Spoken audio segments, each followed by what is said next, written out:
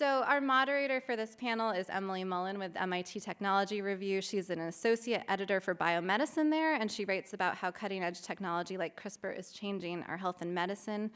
Previously, she was a contributor at Forbes, and before that, an associate editor at Fierce Biotech. She's also had work appear in the Washington Post, Scientific American, Smithsonian Magazine, Atlantic, and Pacific Standard, and she holds an MA in science writing from Johns Hopkins. So thank you, Emily, for moderating our panel, and I'll turn it to you to introduce or have your panelists introduce themselves.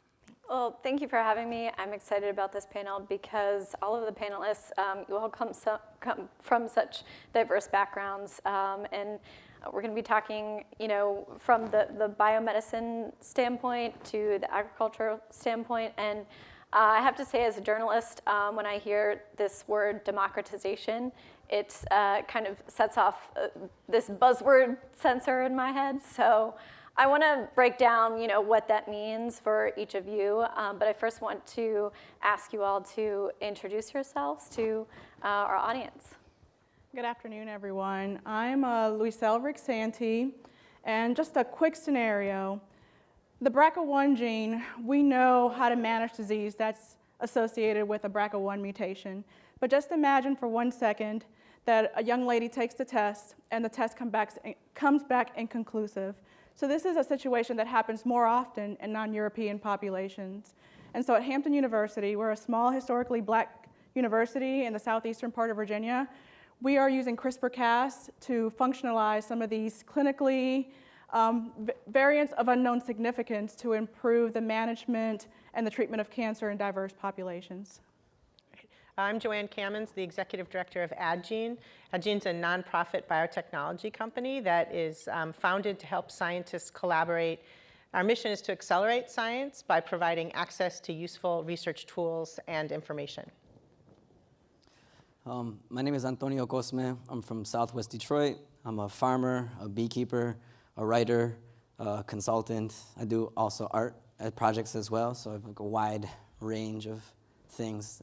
Have very little to do with the CRISPR technology itself, but I come from Detroit and I have an economics background, and this is allows me to communicate a lot about some of the things that we're experiencing in the city, and yeah, I think that's my role on this panel.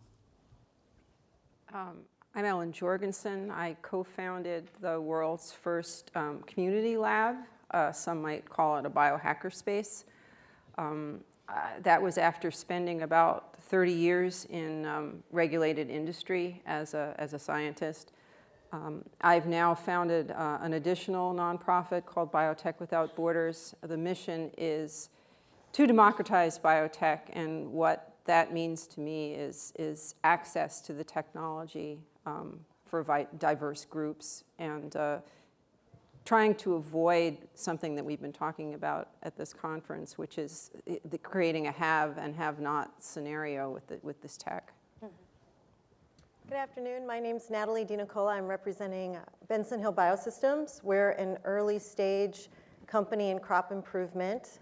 We've built a genomics engine of genotypic, phenotypic data for a lot of different crops, as well as a suite of genomics tools, including gene editing, that we make available to different companies and institutions that are interested in improving our food system. Ellen and Natalie, you sort of already just answered this, but to the rest of the panelists, what does this idea of democratizing CRISPR mean to you? And is democratization of CRISPR really happening?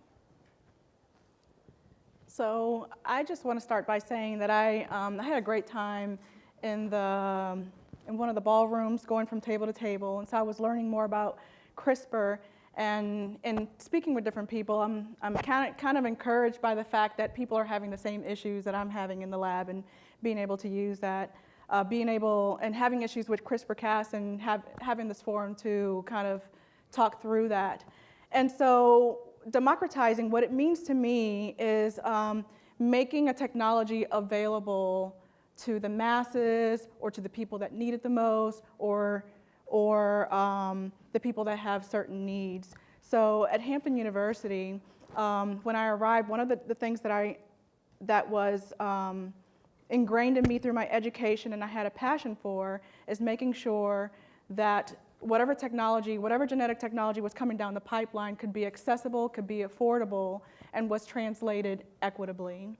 And so while I'm a lab scientist, I still find that it's my responsibility to make sure that there's equity in the access to these life-saving and potentially life-changing technologies.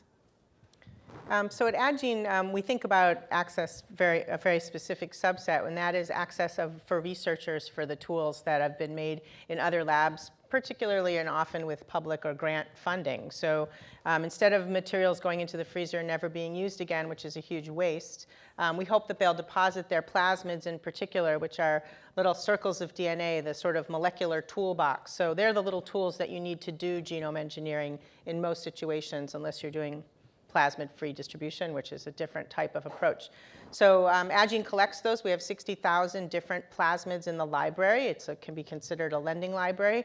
And we distribute 650 samples each day to scientists in 100 countries.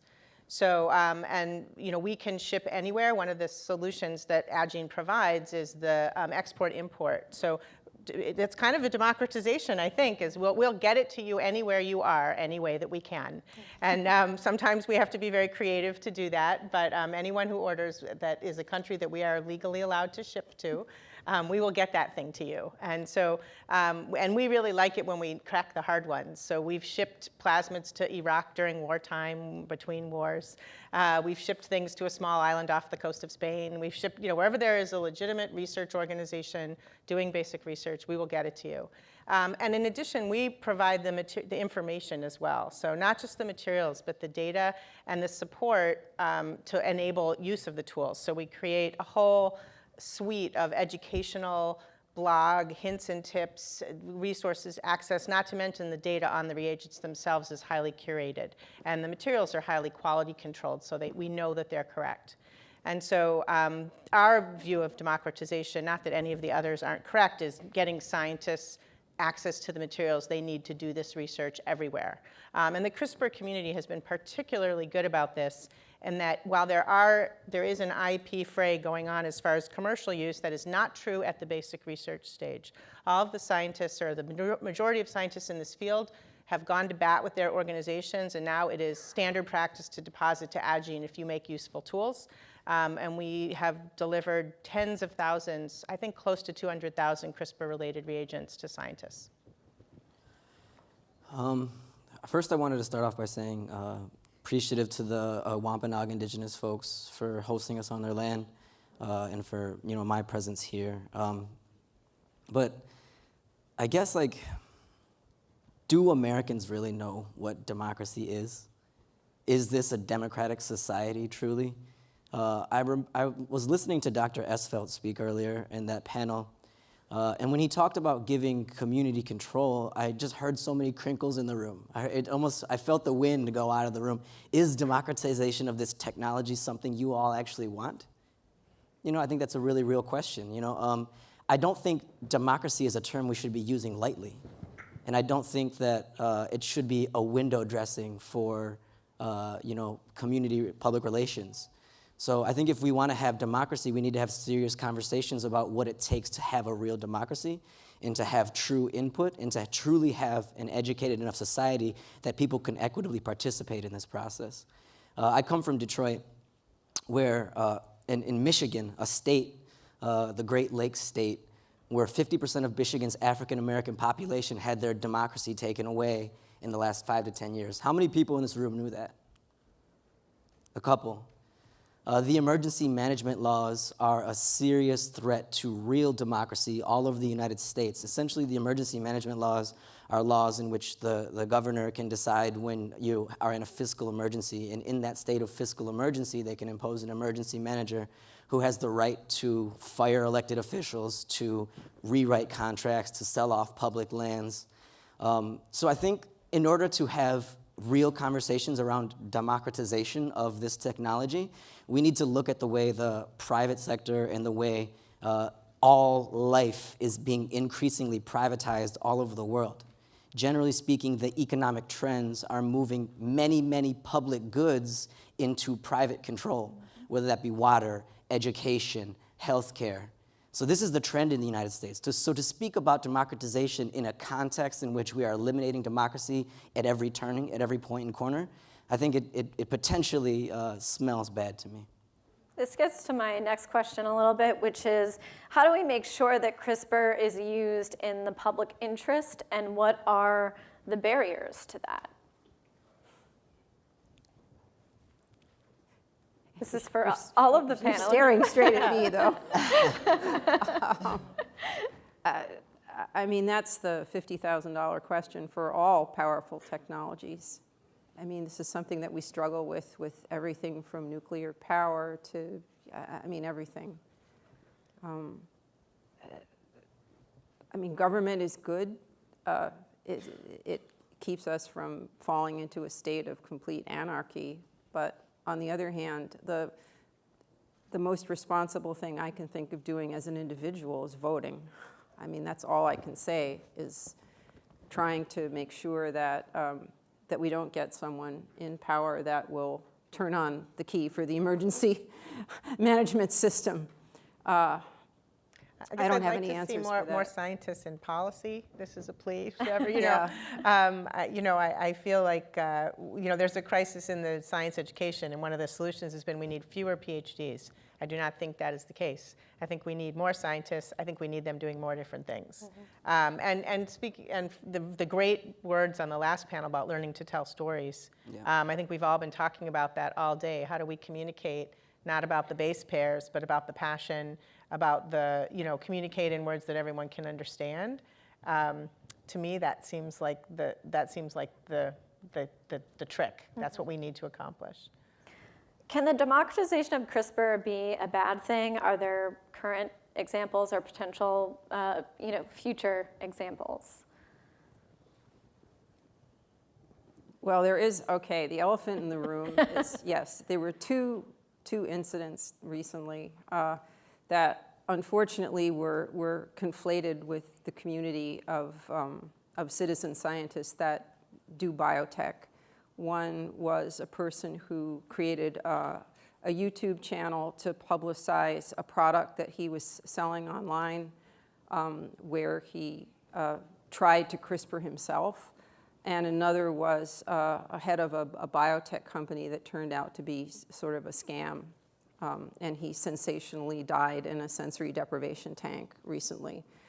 And those two things are examples of individuals that are operating outside of what everyone else in the community would consider normal ethical behavior, but yet they've been conflated with anyone who's doing biotech outside of an institution.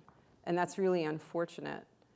And in those cases, the harm is not so much to the individual, but that they might encourage other people who follow them and who trust them to do similar experiments on themselves. That's kind of what I'm most worried about, is that people who are performance artists or who are grandstanding for some economic reason will cause harm by getting people to follow their example. Right. So do all of you think the concerns over DIY gene editing are they overblown, or are they, is this something that the average person should really be concerned about? Well, I can give you a little data. So Addgene now has close to 1 million. We're not quite there yet. We're looking forward to celebrating that distribution. So we have a lot of data. And an economist at MIT did a study on what were the factors that, when someone ordered a plasmid from us and then they went and published a paper, what were the factors that influenced that conversion? So their definition of innovation was that conversion to publication. And this group is interested in studying the frontiers of knowledge, which is this very lofty term. But one of the problems with science, and CRISPR in particular, is you need to learn a lot of stuff before you can do a CRISPR experiment. It's not really a thing you can do in your garage tomorrow because you read a story. And we've all seen the examples of people trying to do that and it not working.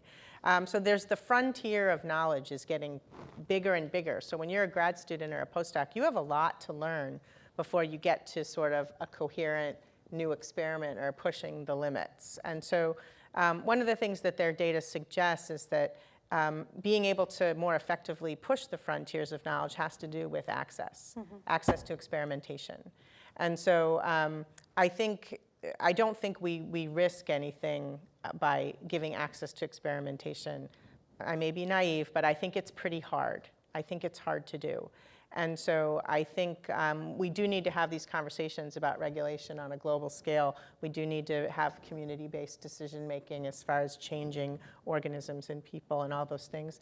But I don't see it being such a scary thing in the short term by a hacker-type community that's not working with people who are ready to push that frontier. On the conversation of democratization of the technology, I think like one of the monkeys in the room that nobody also wants to talk about, but it was interesting during the word bubble exercise earlier, how eugenics was the biggest word front and center in the top of the room. I mean, people we're not talking about that as much, but it's not that long ago that was a real thing in our society. The last eugenics law was actually passed in Puerto Rico, where I come from, in my ancestral lands, in 1937, and that law was not repealed until 1960. There are like aunts and grandmas in our communities who are sterilized to this day from that action. And that's that's one generation ago. So I think like in this moment, this political populist moment where we have like right-wing populism kind of sweeping, you see a lot of ethnic nationalism in Europe. You see like Trump nationalism happening in the United States. You have people talking about white genocide. I think in a nationalistic position and time and moment like that, the possibility of democratization of a technology is a genuine, true threat to those of us who are, minorities and significantly less powerful in this society.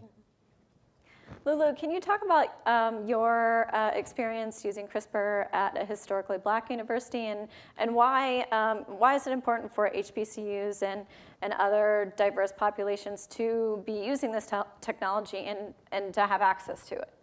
So I actually returned. I actually graduated from Hampton and returned back to Hampton University in 2013 through Howard University, another HBCU.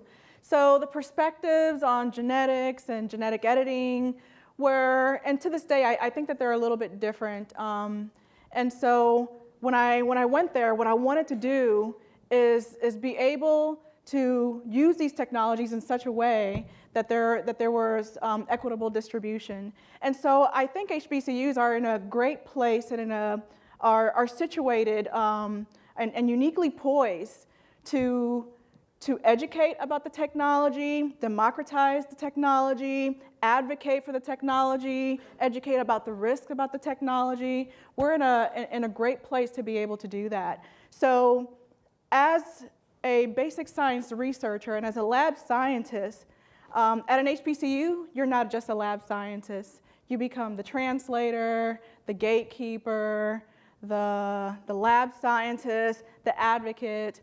And so, I mean, that's my experience being at a historically Black college and university. And so the question that Antonio asked, we had a little bit of a discussion about that earlier.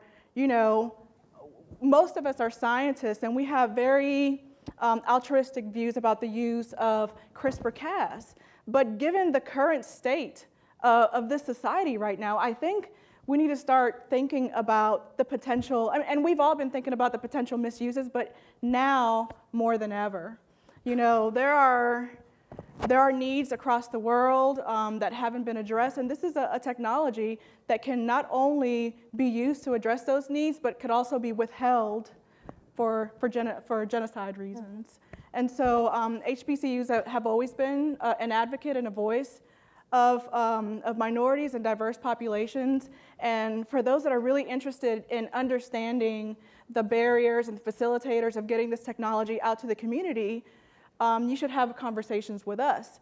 And in fact, because I am at an HBCU, I'm also less likely to get grant funding from the NIH. And so I think I have great ideas. And I've been trying to get my ideas funded for the last 5 years, and I have yet to get an NIH grant. But I bet you something. If I were from Harvard University and I was to write the same grant, I probably would be funded right now. So that's my 2 cents. What does HBCIU stand for? HBCU is a historically black college or universities, and there are about 110. Oh, she's Yeah, there are about 110 in the U.S., and their initial mission was to teach those newly freed slaves in the United States of America. Natalie, I want to give you a chance to talk about democratization and what it means on the agriculture side. Can you talk about what does transparency look like when it comes to CRISPR, and what do consumers want to know? Mm-hmm.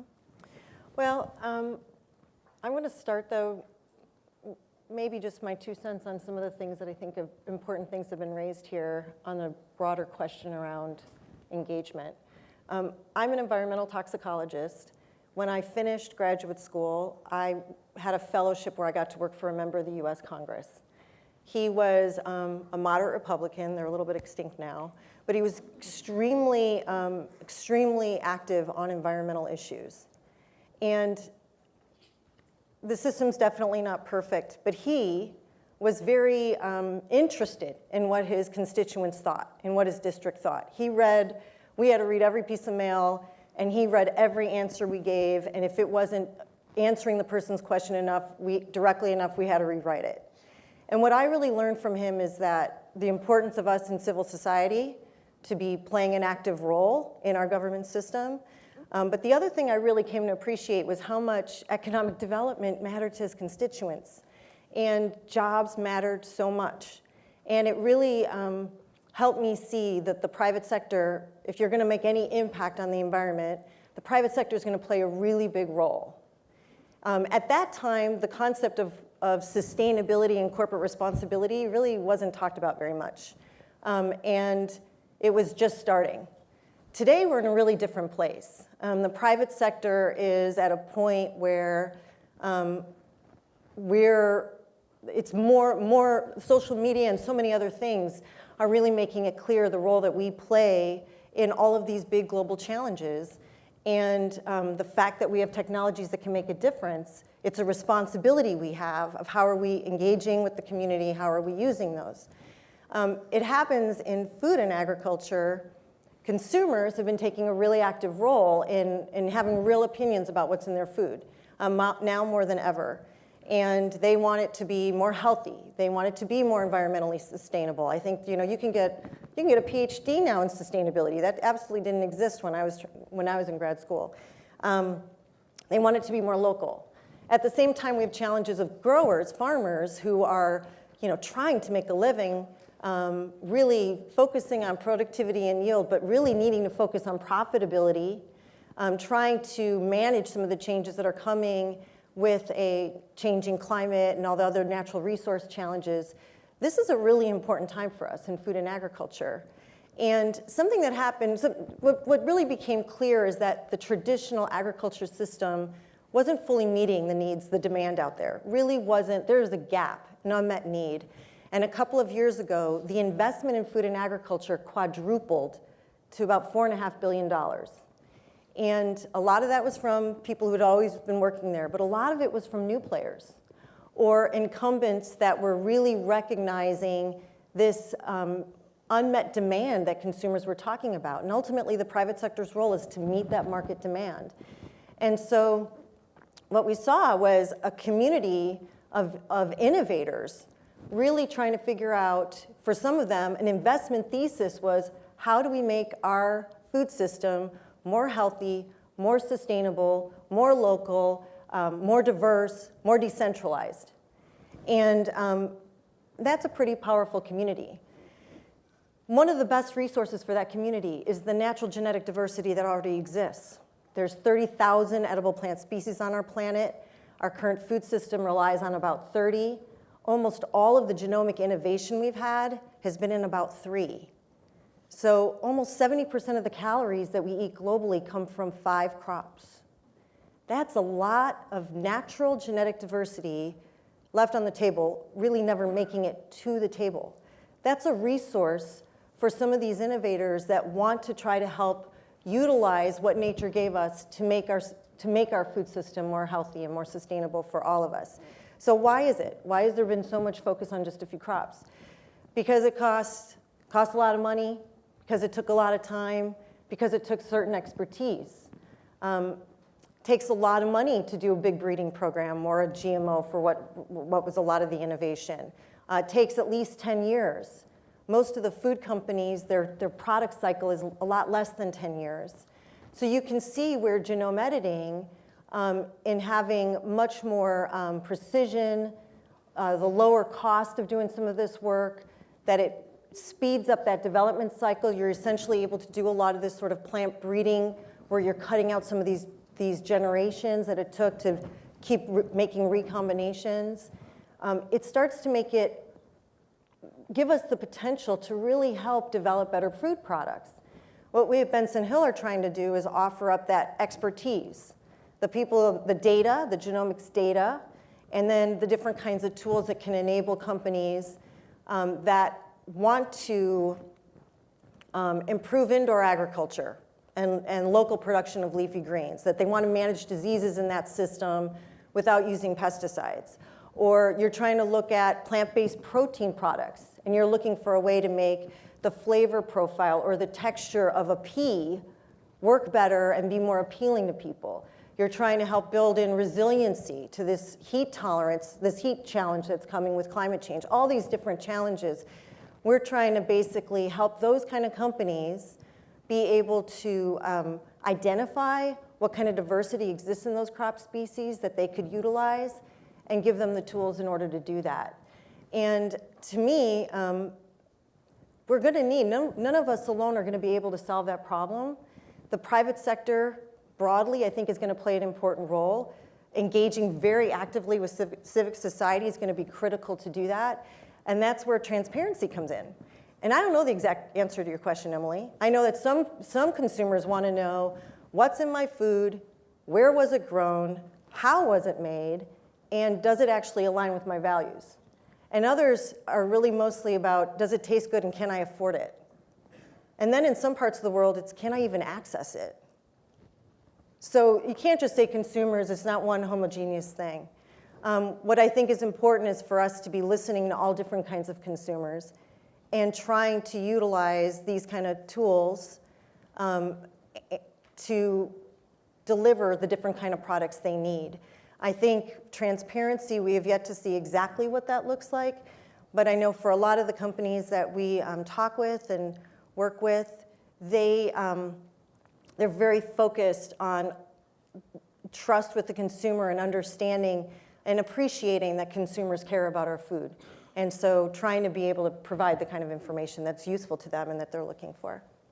You touched on this idea of GMOs and sort of how GMOs are really seen in a negative light right now by our society, many countries in Europe.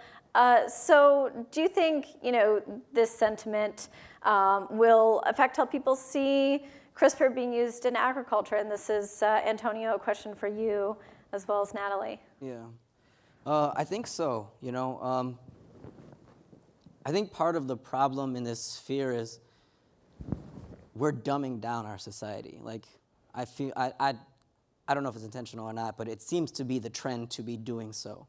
I think in a higher education conversation, the taking away of the liberal arts side of higher education in lieu of a theory of choice, this idea that I'm getting a business degree, so I shouldn't have to take biology.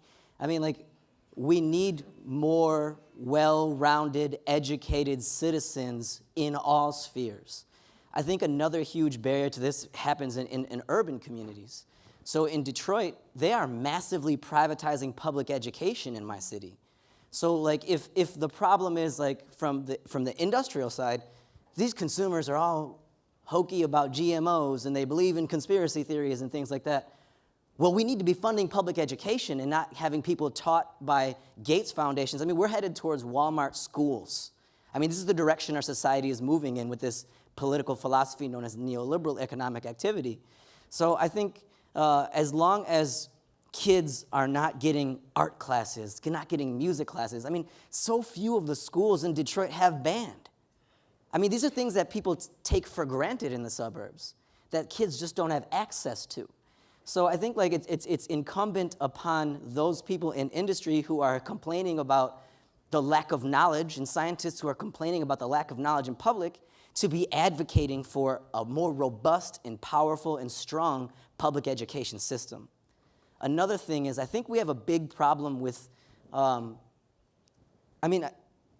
would say like the high concentration of wealth that we have, monopolized economic systems, capitalism and democracy are almost all mutually exclusive issues.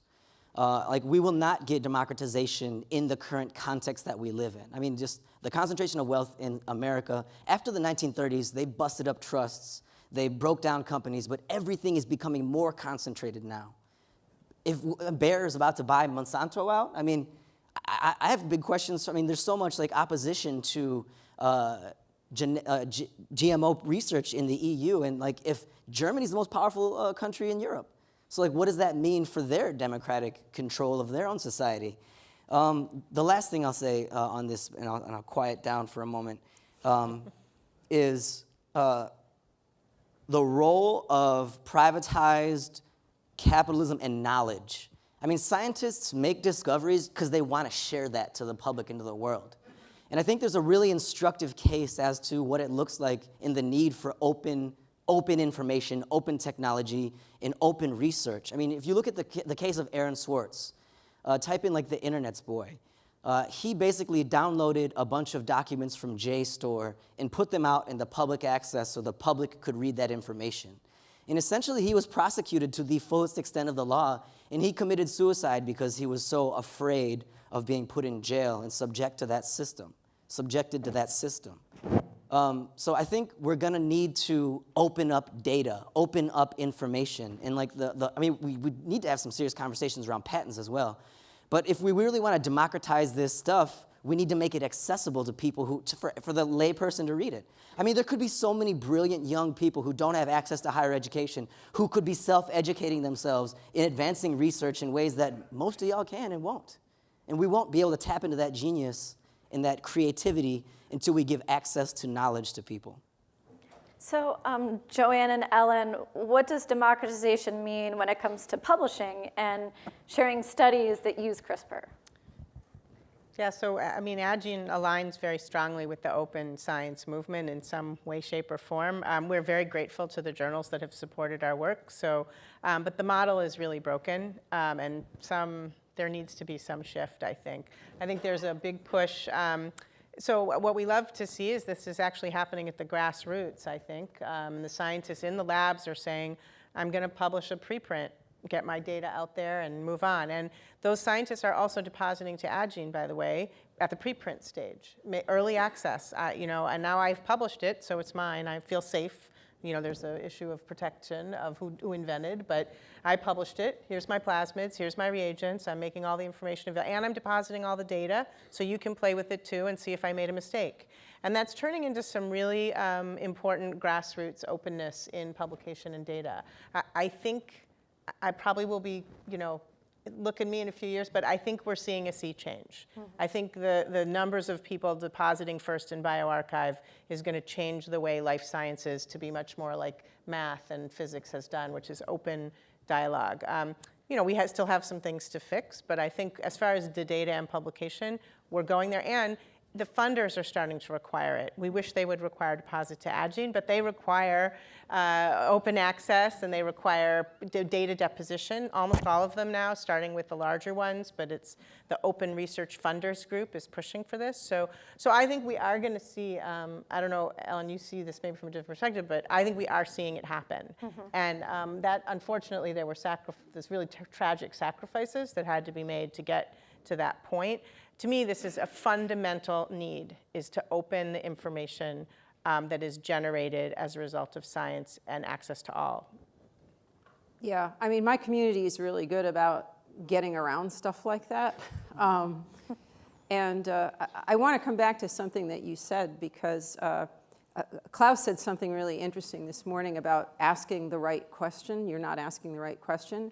And when you brought education, I think that really shed a huge light on everything, because There's also been a discussion about is the sort of negative feeling about working with DNA something that may be generational?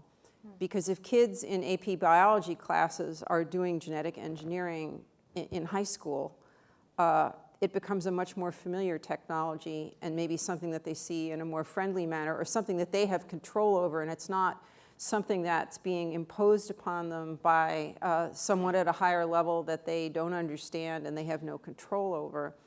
So I think that what you said is really important about being able to support education systems in places where it's needed and getting that next generation of scientists interested and funded and, you know, everything else that comes with that to try and get more people involved hands-on. I mean, that's what my organization tries to do.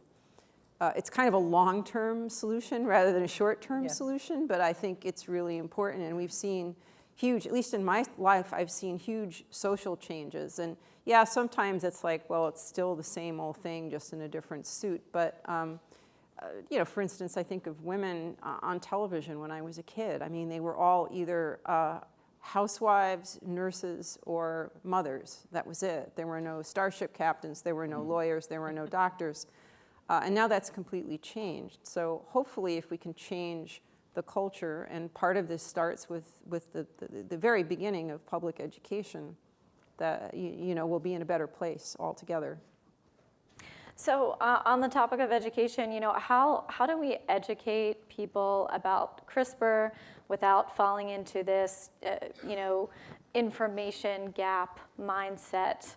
And how do we educate people about CRISPR while respecting their backgrounds and sort of in a culturally aware way?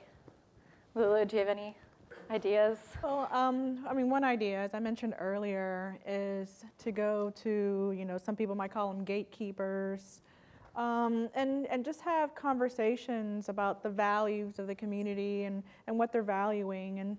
And so let's say in a community where I'm at in Virginia, in southeastern Virginia, we're kind of a hot spot for colon and prostate cancer. So everybody's at arms over, okay, what are we going to do about this prostate cancer problem in our black men? And so that for me, I mean, I'm biased because I'm a cancer researcher, but that becomes a tie that binds where I can go to the community now and say, I hear that you are concerned about this issue. Well, here are some potential solutions. And what do you think about, you know, potentially deploying this type of technology in the community? And you're not going to know about the values until you go out to the community and ask. Now, it's true, they may not have any knowledge. And in fact, after our conversation, I posed this question on social media to people, and I got absolutely no answer about CRISPR-Cas. And so that tells me there that people in the general community outside of us don't really know anything about CRISPR. Yeah. So, I mean, before we go out and start talking about CRISPR and its benefits, I mean, I don't think people's radars are even, outside of this group, are even on, you know, what is CRISPR and what are the benefits of CRISPR. People don't even really understand DNA. Yes. I mean, you know, we have a much greater educational gap. Yes. You know, and I'm just speaking from the United States point of view, but when you do a survey and a significant proportion of the people check off that they would be behind labeling any food with DNA in it, you know you have a serious problem. So, Every time I say the word plasmid, people say plasma. I say, no, not plasma, plasmid. And that's, you know, DNA is not a thing. Yeah, and it is an important question because as scientists, we live in this sort of bubble, and even, you know, as sort of highly educated people, we live in a bubble. So, you know, I found at my first nonprofit that most of the people taking the classes were what I called the Discovery Channel crowd because they'd seen it on the Discovery Channel class, and, you know, and they wanted to do it hands-on, and they'd be on their cell phone, hey, I'm doing genetic engineering Saturday, you know. But you want to reach everyone, and I think that some of the previous panels have had some just extraordinary experiences doing this sort of very delicate dance with communities around this and being so respectful of them I'm just in awe of some of the stuff that we've heard earlier. I don't like the word educate because it sounds very one-sided to me. And I think for food, and I imagine it's the same for health, just from my own experience, I haven't looked at research like I have in food.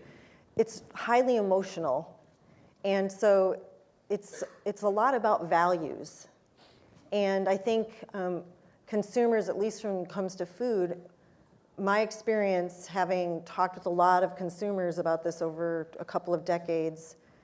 So when I left the congressman and I wanted to engage the private sector in agriculture, which I thought had more impact on the environment than probably any other industry, I went and worked for one of the leading firms, Monsanto.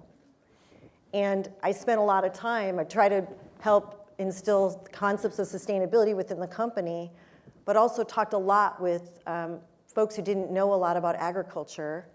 And that was a unique experience. It was a pretty intense experience. I went through a lot of deodorant. But when you're sort of the bullseye of the target, it's actually a very privileged opportunity if you're willing to really listen. Speak like you, what's that saying? Speak like you're right, listen like you're wrong. And really try to unpack what were some of people's concerns around it. What I found was you could oftentimes get them more comfortable with the concept of that the technology was safe, at least for some people, many people. But what was really, really difficult for them was that it either was, in their opinion, not being utilized in ways that aligned with their values of how they wanted to see their food becoming. And the second, that they felt like there was just too much control with too few companies that were making those decisions. And so one of the things I like about CRISPRcon is I like that we're still behind, honestly, but at least we're starting to have the conversation a little bit earlier. I know for Benson Hill, we went and did a panel on this at South by Southwest. And we knew going in that people might ask questions where we weren't going to know the answers. But if you won't be willing to speak until you think you know all the answers, then you're really not listening. So that's why we figured, okay, we're going to go out there. We're going to, there's a million people tweeting this stuff, but we're going to try to, if we can't answer something, we're going to at least get a lot of opinions, hopefully, and hear different perspectives that can help inform our decision making. And I think we as a community within food, that's one of the tasks in front of us, is how do we really engage with these different kinds of consumers and understand what they're looking for? How do we put some best practices in place for ourselves as an industry so that we are trying to utilize this technology in a way that's going to promote all of our goals. But it doesn't, in my mind, come with education. So we've talked a lot about researchers getting access to CRISPR, and I want to, talk a little bit about the CRISPR products that are coming down the line, the food and agriculture products, and the CRISPR-based treatments that are, we've got a handful of CRISPR startup companies now that are going into clinical trials very soon with CRISPR-based therapies. So how do we make sure that the patients who need these therapies benefit from them? And how do we make sure that, say, farmers in places like Africa can get access to, CRISPR crops? So, Lula, do you want to talk on the medical side? On the medical side, where I hope I would be by now is that we would have functionalized this long list of variants that I have, but we have gotten knockouts in our system. We haven't yet had knock-ins, so we're looking for your assistance to help us do some knock-ins. And for the non-scientists out there, can you explain what you mean by that? So I think, and I think Dr. Zhang was really good in explaining, and again, it was encouraging for me. I felt like I wasn't the only one struggling, that we can cut things out or introduce cuts into the DNA, but we're yet struggling to replace a base pair. So turn a C into a T. That's still difficult. I'm not saying it's impossible, but it's still a little difficult, and that's what we are working on now. I would just say that I hope if the research can go on everywhere, that there'll be access everywhere. But I think supplying, every research community, starting in our own country, trying to get to all the different universities, getting access to the tools, I think that's going to be really important on the basic research side. I'm single-minded. That's what I focus on. So I'm hoping that if we get these tools, that the cures will come to serve the needs of different people. My biggest concern is that the first diseases are going to be only serve certain populations, the first cures, and they're going to be very expensive. But I would like to see that followed by, research all over everywhere so that different diseases can have potential cures and that those different diseases can then be treated in all the different communities. But I'm hopeful, I don't see that path yet. As a farmer and what I would say somebody who's trying to recenter our political discourse a bit towards the left, I'm bothered by the idea, the concentration. I mean, you said it yourself. I mean, it's a huge problem of concentration of power within very few institutions. And the fact of the matter is the world doesn't trust the United States, and I don't think historically we've given them good reasons to trust us. I think we're actively overthrowing governments all the time. I mean, it just most recently in Honduras, we acknowledged that administration immediately after the overthrow happened. I mean, it just doesn't get more obvious. So I think there is a geopolitical element to the conversation around a concentration of 2, 4, 5, 6, 7, whatever number of corporations that control a majority of seeds that are out here. Society has grown and bubbled to the 9 billion people because of the use of cereal grains, obviously. So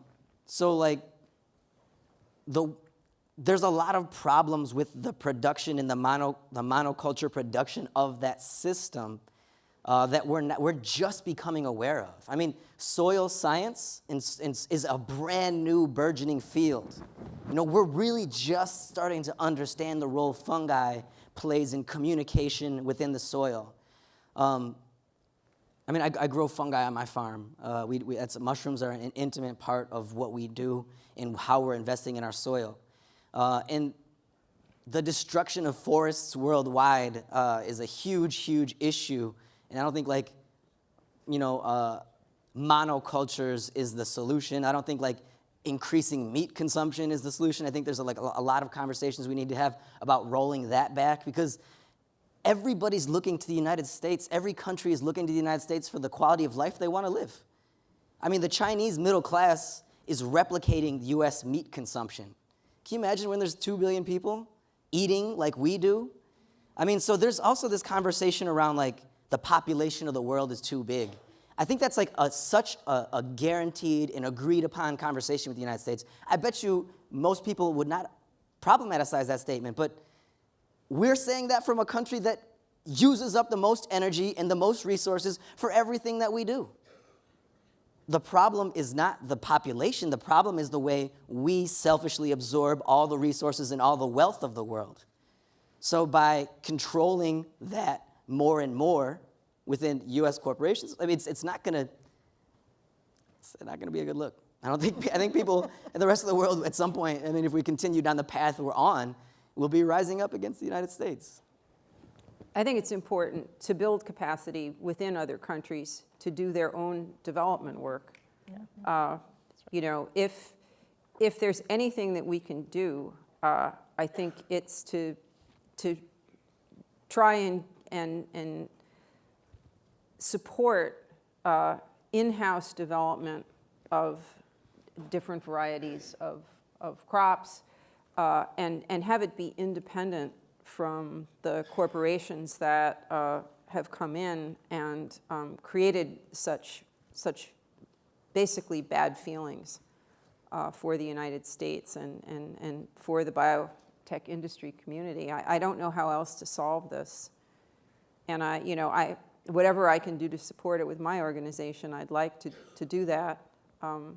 But again, those countries also have to have stable governments, stable ministries of science. They have to have infrastructure in order to support that development. So we also sort of have to rise together in those areas. Otherwise, we will get a lot of disparity around this technology. One good thing is that the choices for what to work on first are also driven by what's easiest. And some blood diseases like sickle cell happen to be the easiest things to address first. So, you know, there is a little bit of other considerations, not just what's going to make the most money. But, you know, with CAR T therapy, it's $500,000 a patient. I don't know how that's going to translate into the general public, even in the United States. Can I make a comment on that too? Sure. So what I think we've had for quite a few years now in the food and agriculture discourse has been enormous amount of polarization, where it's sort of this industrial agriculture technology, GMOs, big corporations, and it's organic, non-GMO, small farm kind of, and I'm simplifying here, but I'm trying to make a point. That it's sort of like you get pulled into one camp or another, or you get labeled in one camp or another. And I think that the time for that is over, because there is an urgency around us trying to figure out how we're going to not continue to outpace the tipping point of our planet and not allow so many people around the world to be malnourished. I mean, there's an opportunity here. This is one tool in the box. There is no tool, there's no silver bullet, but this is one of the kinds of tools that can, one, be in the hands of more people who are trying to solve some of these very large and complex challenges. Food waste is a huge part of the problem. This technology can have applications towards food waste. So there were corporations, part of why those corporations were focusing on, because it cost so much time, because it took so much money and expertise, they focused on a few crops, on a few traits that mattered the most to farmers. They focused a lot on efficiency. There's other things that can be done. There's other crops that we can be utilizing. There's other traits that we can be focusing on. And by enabling different companies, but also institutions and organizations, to be able to access this tool as one of the ways that they can try to help to address those problems, that's part of what I think we're trying to achieve. As far as you mentioned Africa, so I've spent a fair bit of time in Africa. I would never pretend to be an expert there, and I'm really glad you had some folks actually from the continent here. But in my experience working with farmers there, there's a couple of reasons why I think a technology like this could be very important for them. One is that they really are dealing with a changing climate at an intensity that makes a difference for them on whether or not they have enough to eat. For us, it affects whether or not something's available in the grocery store or how much it might cost. For some of these subsistence farmers, they can tell you how the climate's been changing and how that's affecting pest pressure and how that's affecting, obviously, water and drought and those kind of challenges. The other is, for some of these communities, some of these crops are staple crops. 300 million Africans are depending on maize. I've heard people say, well, they shouldn't be growing maize. And I understand the reasons for that. But in my opinion, that's not being very respectful of those communities or their culture. That's a decision for them to be making. Trying to provide them access to other kinds of crops, to give them other kind of nutrition that they need, is one way, but hasn't been sufficient. And so another way is to actually biofortify the staple crops that are such an enormous part of their diet. And doing that, there's been a lot of work trying to do that through traditional breeding. And one of the challenges is there's some work that's done to improve the nutritional composition of those crops. There's others that are focused on the agronomic benefit, the yield, the drought tolerance of those crops. At the end, you're going to have two different crops, and a farmer's supposed to choose between those two. Ideally, you would really want to be able to be focusing on benefits for a farmer and in terms of the planting, and benefits for a consumer or the end user in terms of nutrition simultaneously. And gene editing allows us, because we can do things so much faster, that's possible, which wouldn't have been possible nearly as easily with plant breeding. It would take a lot more time with traditional forms of plant breeding. By accelerating plant breeding this way, we have that potential. And that, to me, those are the kinds of choices that I think should be on the table for the communities to be able to be engaged in. Right. Well, thank you all for your insightful comments. I think we're going to move to a few of the audience questions. I really like this first one here. I can barely read CRISPR papers, and my PhD was on CRISPR. How do we democratize research literature? Well, I spend most of my time explaining, Yeah. explaining tech to the general public, so I'll take a whack at it. I mean, obviously, this is any kind of science literature. It's basically through science communication organizations, through people that make it their business. And for instance, there's a wonderful thing that the Genome Center in New York put out, which is CRISPR explained to a 5-year-old, CRISPR explained to a 12-year-old, to a high school student, to a college student, and they go all the way up to somebody at the level of a professor. Mm-hmm. And the explanation is slightly different for each person, obviously. Right. But there are ways to communicate this sort of stuff. I use a lot of metaphors, obviously. But it can be done. You have to really try. And hopefully more scientists will be like Kevin and some of the other scientists here that are trying really hard to engage the public and explain things like Dr. Zhang did earlier in a way that people can understand. I mean, I would posit that the technical knowledge that you need to do research and actually read, peer-reviewed research data, that's the frontier. That's where you're getting to. You have to get to that frontier. You have to be able to do that before you can, do real innovation in scientific research. I think that's very different from educating and listening to the community about what they need to hear to understand it well enough. So there's sort of two questions there, the SciComm to the world, and then the SciComm between the scientists. And those are different but equally important, I think. Should scientists just write their papers in plain English? They could, and I still think people wouldn't understand. There's a lot of base knowledge. There's a lot of base knowledge that you need before you can understand what is innovative about a paper. I'm not saying that they shouldn't do that to make it maybe perhaps more accessible. Mm-hmm. I like the science communication is moving in a direction helping people understand things in different ways. But as my nephews say, we're very technical. Yeah, let me just we're very technical. This really drives me crazy because I think people have been brainwashed by programming. And it's like anyone can learn how to pick up Python or whatever, and all you need is a computer, and all you have to do is read about it and ask your friends, and you can program. And when people ask me about biotech, I say, well, yeah, I mean, I'd like to be on the pit crew of an Indy 500 race car. I'll read a few books and I'll jump into the pit and be able to work on this engine. And that's just not how it works. There's a lot of even physical skills in the lab and a lot of background knowledge. And it's not that we're keeping it from people. It just takes time and effort to accumulate it. Mm-hmm. Are patents a necessary element for innovation, and do they promote or reduce democratization? Of course, we're sort of in the midst of a patent battle right now. Would anyone like to tackle that question? Well, I'm going to let Natalie. I'm not going to take that one quite head on. But so one of the things that was the idea behind Benson Hill is by essentially creating a community database, and so any company or public data can go into this database and be utilized, and then we have these tools that we've developed, and the CRISPR nucleases, we have some that are distinct from those patent things that are going on, the big patent war.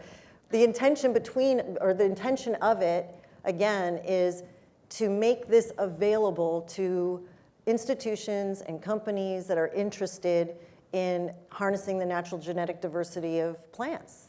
And so it is, I guess in our minds, it's about engaging the private sector, and it's about patents, but it's really intended to have a robust community of innovation that's happening and making that possible.